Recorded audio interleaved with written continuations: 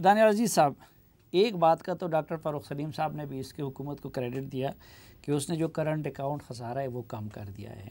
जो बाकी उन्होंने 3 चीज़ों की चार्जशीट लगा दी, एक कि कर्ज़े आप लोगों के दौर से ज़्यादा लिए हैं, लेकिन ज़ाहिरी बात है कि वो पीपल्स पार्टी और आप और मुशर्रफ साहब सारे अदवार के कर्ज़े उनके लिए जमा हो गए हैं। तो वो हुकूमत कहती है कि भाई हमें उन कर्ज़ों की अदायगी और उसकी सूद की अदायगी के लिए कर्ज़ा लेना क्या इस हुकूमत की मजबूरी नहीं थी? और गर्दिशी कर्ज़े भी या जो सर्कुलर डेट है वो भी आप लोगों की वरासत नहीं है? मेरे ख्याल में ये बात ठीक नहीं है। कुछ रीस्केजुलिंग जो है वो हर हुकूमत करती है। हाँ। उस सिस्टम में अगर इन्होंने कोई पैसे लिए मुझे नहीं पता, लेकिन क्लियरली जो अभी फिगर्स बता रहे हैं उसमें बेशुमार पैसा जो है उन्होंने उसके अलावा भी लिया है, यानी अपने पुराने कर्ज़े अदा करने के लिए उसके अलावा भी इन्होंने पैसे लिए। अब सवाल ये पैदा होता है कि इनकी सिमत क्या है। मसला सारा ये है, ये बात तो क्लियर है कि हमने अब एक इंपोर्ट इकोनॉमी से एक्सपोर्ट इकोनॉमी की तरफ जाना है। तो जब इन्होंने करेंसी को डिवैल्यू किया और बाहर से पैसे आने शुरू हो गए, जो यहाँ पर माफियाज़ एक इंपोर्ट इकोनॉमी से मुस्तफ़ीद हो रहे थे वो चीखने शुरू हो गए।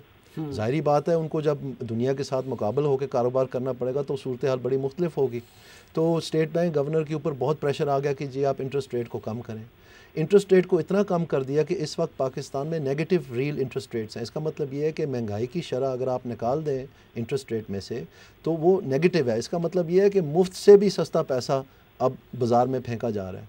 और इस किस्म की जो सप्लाई साइड या लूज मॉनेटरी पॉलिसी है ये दुनिया में हो रही है। अमेरिका में है, यूरोप में भी इस वक्त नेगेटिव रियल इंटरेस्ट रेट है कुछ ममालिक में, लेकिन उनका जो इन्फ्लेशन रेट है, महंगाई की जो शरह है उनकी वो 1% है या 0.3% है या 1.2% है, इस रेंज में है।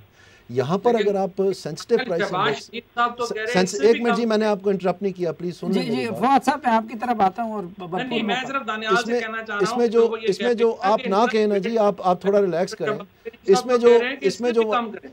इसमें जो वाज़े तौर पर इम्पोर्टेंट चीज़ है वो ये है कि पाकिस्तान में जो गरीब लोग हैं, यानी जो मुख्तलिफ 5 क्विंटाइल्स में पाकिस्तान को तकसीम किया गया है कि किस तबके के लोग हैं, यानी 17,000 और उससे नीचे, इसी तरह से करते करते बतदरीज 44,000 रुपया माहवार तक उन्होंने हिस्से बनाए हुए हैं 5। तो उसमें सिर्फ 5वां हिस्सा जो है, यानी अमीर लोग जो हैं उस हिसाब से उनकी इन्फ्लेशन जो है वो थोड़ी सी कम हुई है।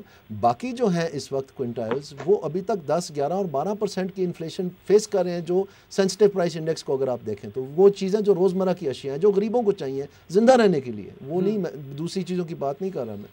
तो इसमें अगर आप देखें तो इससे बहुत ज़्यादा महंगाई का फ्लड और आना है। और ये एंटिसिपेट कर रहे हैं कि ये जो वक्ती तौर के कोविड की वजह से डिमांड कम हुआ और महंगाई की कम हुई है या इंटरनेशनल ऑयल प्राइसेस की, ये इसी तरह ही रहेगा।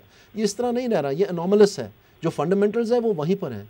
लेकिन ये मैं आपको बता दूं कि इसकी बैक पे एक महंगाई का रेला आने वाला है। और ये पता होना चाहिए आवाम को कि ये सूबाई ज़िम्मेदारी नहीं है कि आप जाके बाज़ार में छापे मारें और रेट लिस्ट निकालें और बेचारे जो गरीब ताजर हैं या रेडी वाला है या बेचारे जो करियाना मर्चेंट एसोसिएशन वाले हैं या वो कसाब हैं उनको आप जाके गिरफ्तार करें। उनके बच्चे 2-2 दिन स्कूल नहीं जाते, 3-3 दिन स्कूल नहीं जाते। जब क्या उनका जुर्म क्या है?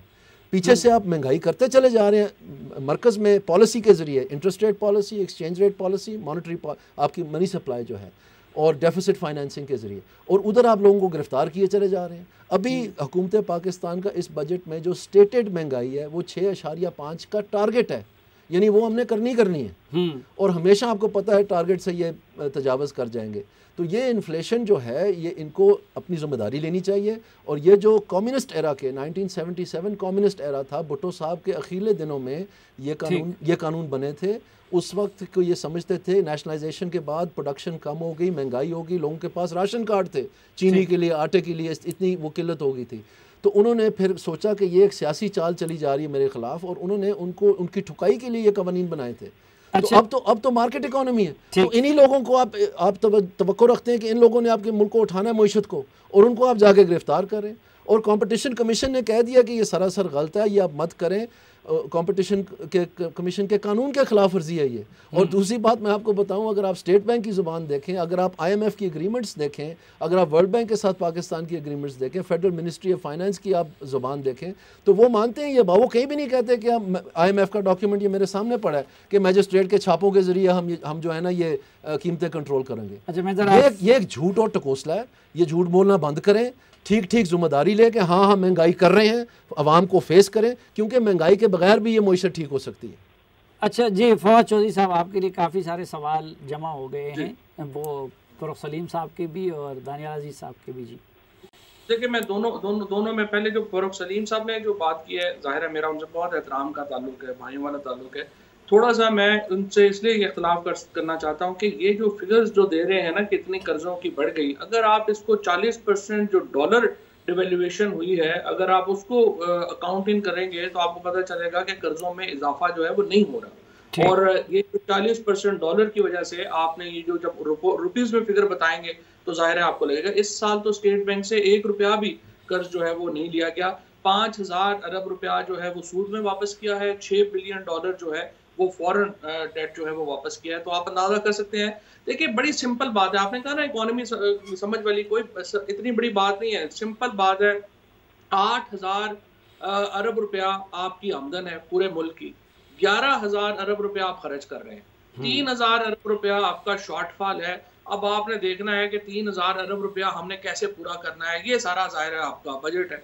अब इसमें आकर के ये जो अपना कह रहे हैं, फॉर एग्जांपल जो दानियाल कह रहे हैं कि इंटरेस्ट रेट में कमी नहीं होनी चाहिए थी और ज़्यादा रखना चाहिए था, ये टोटल कॉन्ट्रेरी है खुद शहबाज शरीफ साहब की डिमांड के। शहबाज शरीफ साहब की तो 2 डिमांड्स हैं। एक तो ये कि वो कहते हैं कि इंटरेस्ट रेट इससे भी कम कर दें, और दूसरा वो कहते हैं कि तेल की कीमत इससे भी ज़रा जो है वो कम कर दें।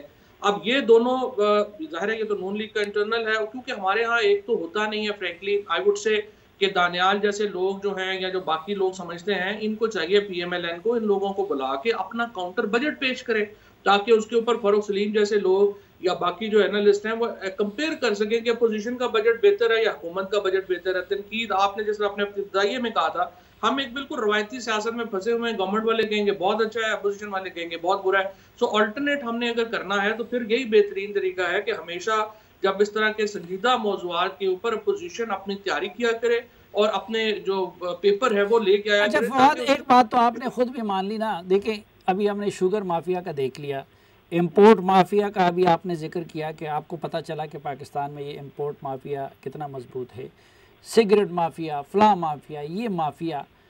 तो हमारे इस बजट में या पहले वाले बजट्स में उन माफियाज को निशाना क्यों नहीं बनाया जाता, उनसे लेके गरीबों की तरफ डाइवर्ट क्यों नहीं किया जाता? वो रुझान तो इस बजट में भी नज़र नहीं आ रहा ना। देखिए, ये बजट का मसला नहीं है, ये मसला है हमारी नॉन फंक्शनैलिटी ऑफ जो इंस्टीट्यूशंस है उनका। फॉर एग्जांपल आप देखिए ना, आप क्या है, फॉर एग्जांपल आप शुगर कमीशन रिपोर्ट उठाइए, किन किन इदारों ने अपना काम नहीं किया। जो कंपटीशन कमीशन ने अपना काम नहीं किया, SCCP ने अपना काम नहीं किया, स्टेट बैंक ने अपना काम नहीं किया, शुगर केन कमिश्नर ने अपना काम नहीं किया, सूबाई गवर्नमेंट का जो महकमे थे उन्होंने काम नहीं किया। जब इतनी बड़ी इंडस्ट्रियल टेक ओवर हो जाए ना मुल्क में, वो फिर बजट से नहीं ठीक होती, आपको फिर स्ट्रिंजेंट मेजर लेना पड़ेंगे। और मैं सिर्फ एक बिफोर आप आगे जाए, मैं एक सिर्फ ये कहना चाहता हूँ, जो पाकिस्तान में असल जरूरत है ना, वो है इकोनॉमी को डॉक्यूमेंट करने की। और डॉक्यूमेंट ये इस तरह से नहीं होनी जो हम कहते हैं कि 50,000 रुपए के ऊपर शनाख्ती कार्ड दिखा दें, लाख रुपए के ऊपर शनाख्ती कार्ड दिखा दें। आपको याद होगा, मैं 8 महीने से ये बात कह रहा हूँ, और मैंने असद उमर साहब से भी ये बात की थी, मैंने हफीज शेख साहब से भी ये बात की है कि आप अपनी जो पेमेंट्स हैं उनको मोबाइल पे ऊपर ले आए और डिजिटल कर लें। जब आप पेमेंट्स डिजिटलाइज कर देंगे, टेक्नोलॉजी को ले आएंगे, आपकी इकोनॉमी खुद ब खुद डॉक्यूमेंट हो जाएगी। और एक बहुत बड़ा जो आपका सेक्टर जो बाहर है इस वक्त नेट से, वो नेट में आ जाएगा। हमारी जो कल भी जो FBR ने फ्रैंकली जो प्रेजेंटेशन अपनी दी उसके ऊपर टेक्नोलॉजी के ऊपर, मैं तो हैरान हो गया हूँ कि उन्होंने सालों में 10 सालों में मिलियंस ऑफ डॉलर खर्च किए हैं और कुछ बेसिक भी काम नहीं किया। हमें बड़ा शौक है, बाहर से हम बंदे बुला लेते हैं, उनको काम आता नहीं है करने का, and we just waste millions of dollar. मैंने तो ये कहा था आप हमारे जिम्मे लगाएंगे, हम इसको जो है वो कर देते हैं, आप देखते हैं कब तक। तो हम लोगों ने तो वज़ीर खजाना और स्टेट बैंक के गवर्नर भी बाहर से बुला लिए।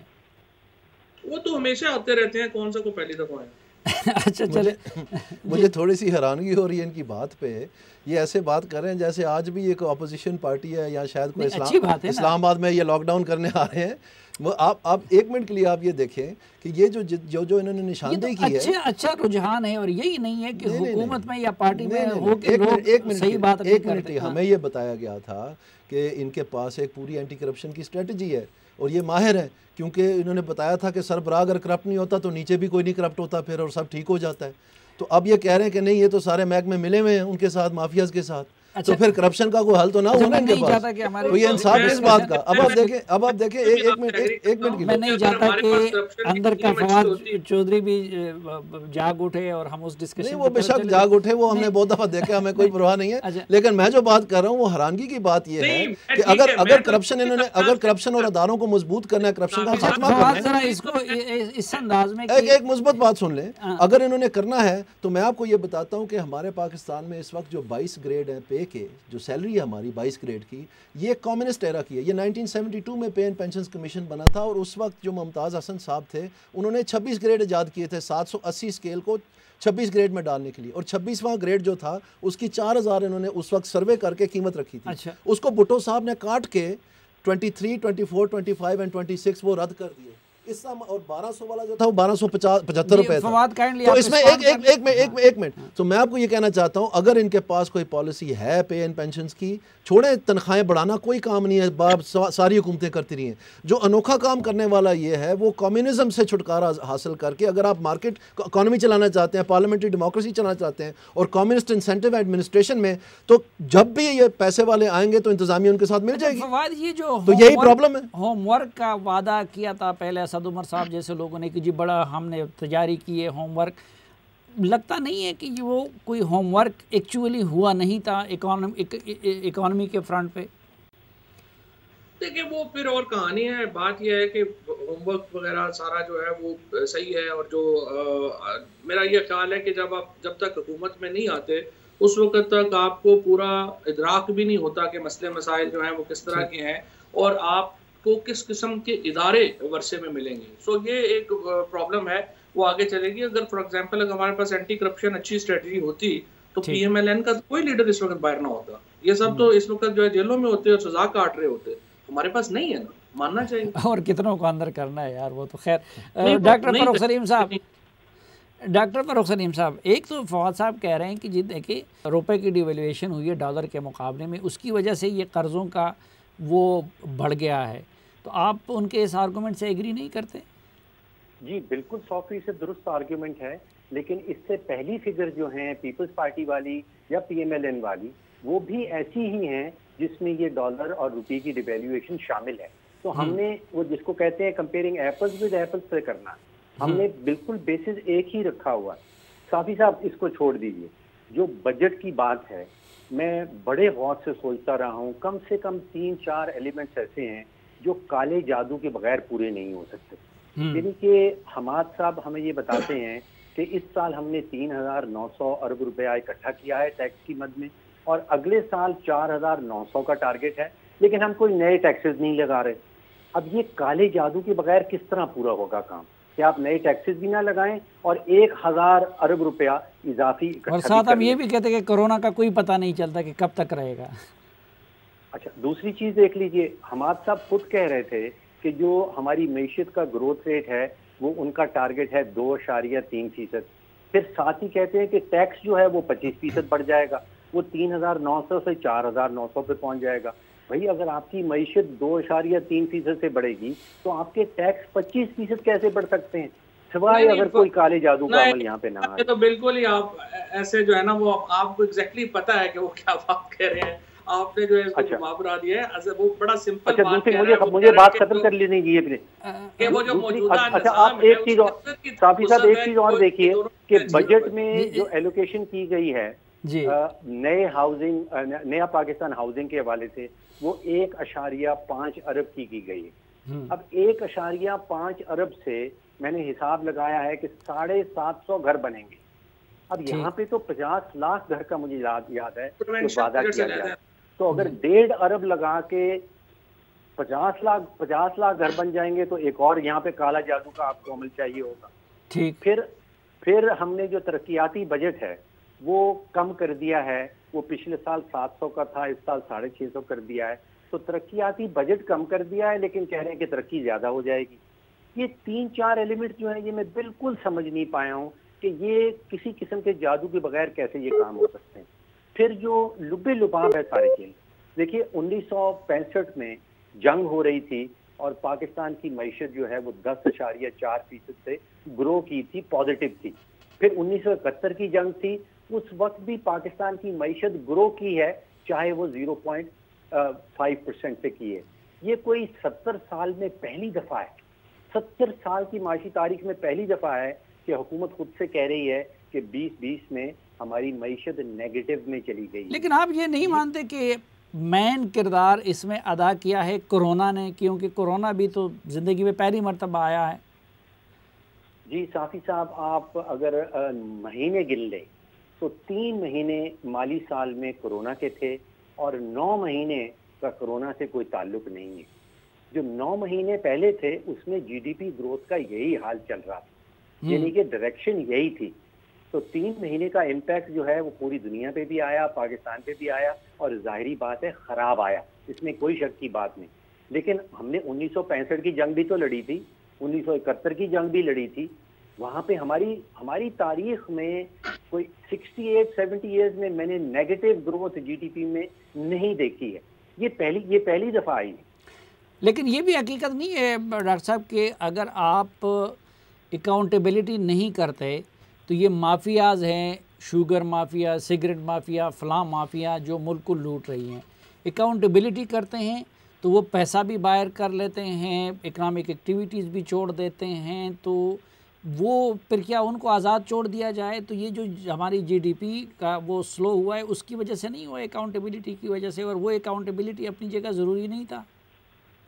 साथी साहब, इसको आप एक दूसरे अंदाज से देखिए। आप सोचिए कि हमारी मईशत एक बस है, उसमें 22 करोड़ पाकिस्तानी सवार हैं और वज़ीर आज़म इमरान खान साहब उस बस को चला रहे हैं।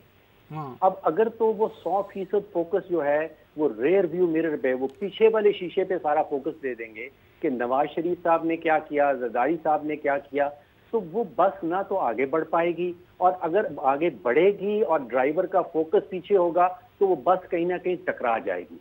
देखिए, रियासत बहुत बड़ी चीज होती है, हमें इस 22 करोड़ पाकिस्तानी अवाम को आगे लेके बढ़ना है। इसका मतलब ये नहीं है कि अकाउंटेबिलिटी नहीं करनी, अकाउंटेबिलिटी एक सोचे समझे मंसूबे के तहत करनी है। हमारे यहाँ तो कोई हिकमत अमली नहीं है।